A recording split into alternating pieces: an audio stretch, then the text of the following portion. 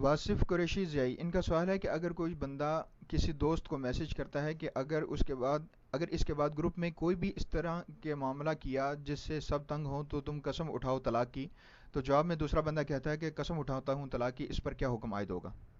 دیکھیں، طلاق کی قسم لینا شرعاً جائز نہیں ہے، بلکہ اس میں اب تو حدیث مبارک میں بڑے سخت الفاظ آئے ہیں کہ یہ تو منافق کی علامت ہے کہ طلاق کر قسم لی جائے. اور پھر یہ تو ایسا معاملہ ہی نہیں ہے گروپ کے اندر اس طرح کی کوئی بات کرنے والا. یہ تو بہت سخت سخت امور کے اوپر بھی طلاق کی قسم نہیں لے سکتے، تو اس طرح کے امور کے اندر طلاق کی قسم لینا یہ تو مذاق ہے. اور میری اساتذہ کرام سے بھی گزارش ہے کہ بہت ساری کلاسوں کے اندر، کلاس رومز کے اندر طلباء کے ساتھ اس طرح کا معاملہ کیا جاتا ہے، کیونکہ طلباء کو خود تو اتنا